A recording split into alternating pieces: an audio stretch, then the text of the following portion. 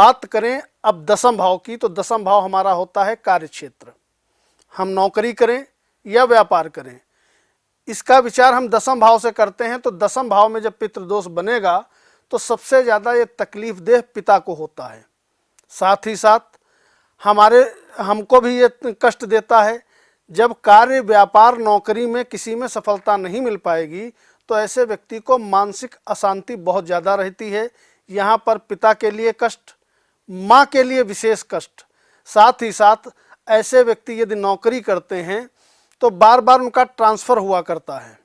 आज इस शहर में है, कल उस शहर में है, और ट्रांसफ़र के चलते कहीं ना कहीं दिक्कतें उत्पन्न होती रहती हैं। व्यक्ति लगातार काम भी करता है, खूब मेहनत करता है, लेकिन उसको पॉजिटिव रिजल्ट नहीं मिल पाते। सैलरी इंक्रीमेंट का जब टाइम आता है तो उसका या तो ट्रांसफ़र हो जाएगा या उसका डिमोशन हो जाएगा। बॉस, उच्च अधिकारियों से सपोर्ट नहीं मिलता। इसके अलावा ऐसे व्यक्तियों के पैरों में भी दिक्कत कहीं ना कहीं बन जाती है। घुटनों में जब दिक्कत हो जाती है तो पैर जो है से संबंधित रोग उसको जीवन पर्यंत तकलीफ देते रहते हैं। यहाँ पर कार्य क्षेत्र के लिए विशेष घातक पितृदोष होता है, इस चीज़ का ध्यान रखिएगा। साथ ही साथ केंद्रीय प्रभाव आपके लग्न पे भी ये पितृदोष डालता है, क्योंकि जब केंद्रीय दशम के बाद चतुर्थ स्थान पड़ेगा आपका लग्न, तो केंद्रीय प्रभाव जब वहाँ डालेगा तो मानसिक अशांति के साथ साथ आपके जो विचार हैं वो भी नकारात्मक हो जाएंगे। आप सोचेंगे कुछ और, करेंगे कुछ और, चाहेंगे कुछ और, हो कुछ और जाएगा। तो यहाँ पर अगर पितृदोष बना है तो आप ना तो अच्छा मकान ले पाएंगे, ना आपको अच्छी जॉब मिल पाएगी, और ना ही आप माता के लिए लकी रहेंगे, ना पिता के लिए लकी रहेंगे। तो यहाँ पर भी उपाय करना आपके लिए बहुत ज़रूरी है। कार्यक्रम के अंत में हम बताएंगे कि इन दुष्प्रभावों को कम कैसे किया जा सकता है।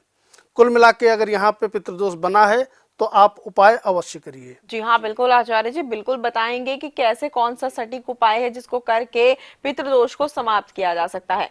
बाकी के भाव में भी आपसे जानूंगी मैं कि कैसे पितृदोष उत्पन्न होता है और किस तरीके से प्रभाव डालता है। लेकिन उससे पहले बाकी के सभी लोग जो होते हैं, सभी को ये पता होता है कि पितरों को प्रसन्न करने के लिए पूजा अर्चना की जाती है, उनसे गलतियों की माफी मांगी जाती है। बहुत से लोग पिंडदान करते हैं, लेकिन अमावस्या के दिन विशेष प्रकार की पूजा अर्चना होती है ताकि पितृ प्रसन्न हो जाएं। उनकी पूजा अर्चना करते हैं सभी लोग। पूजा अर्चना किस तरीके से करें, कौन सी दिशा की ओर मुख करके करें, पूजा करने की सही विधि क्या है?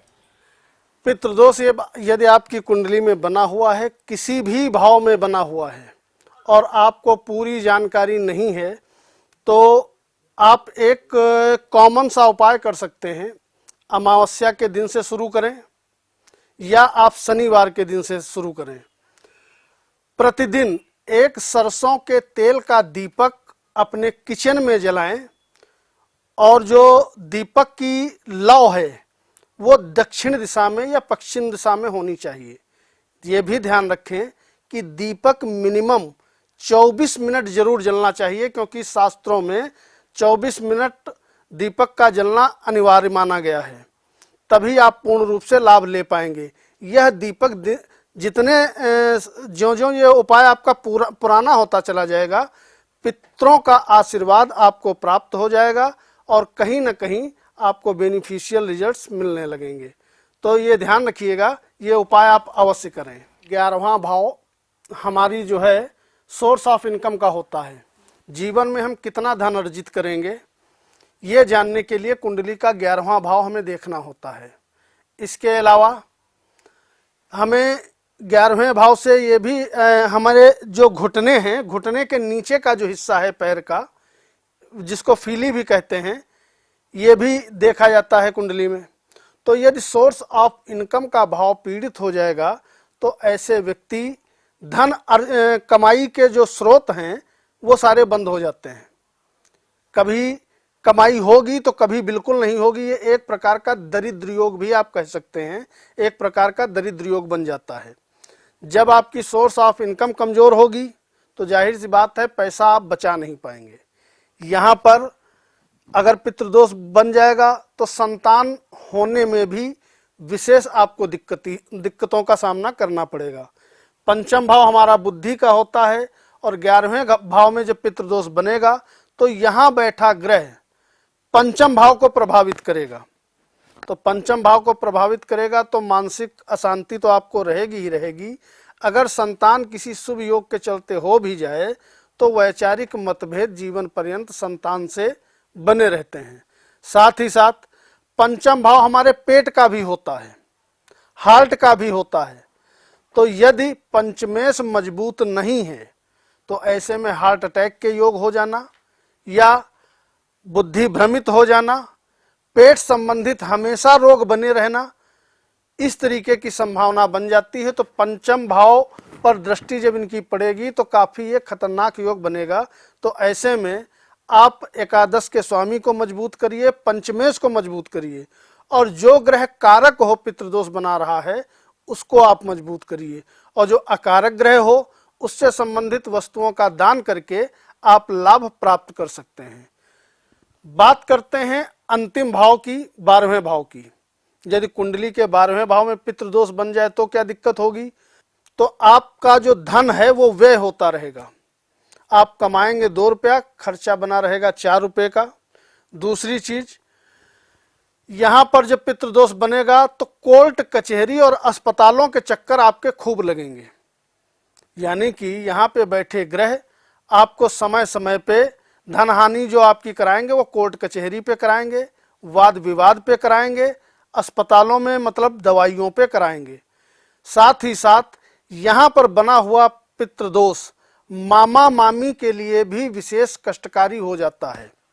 साथ ही साथ जब यहाँ मामा मामी को कष्ट होगा, आपको कष्ट होगा, धन रुकेगा नहीं, तो चारों तरफ से आप परेशान हो जाएंगे। तो यहाँ पर भी आपको ये करना है कि आप कारक ग्रह जो है उसको मजबूत करिए, अकारक ग्रह को दान करिए, क्योंकि यहाँ पर जब पितृदोष बनेगा तो केंद्रीय प्रभाव देगा तृतीय स्थान पे, तो भाई बहनों के लिए भी तकलीफदायक रहेगा और मित्र भी आपको सब धोखेबाज मिलेंगे। तो इस तरीके की दिक्कतें पितृदोष द्वादश भाव में बना देता है। अब बात कर लेते हैं कुछ उपायों की।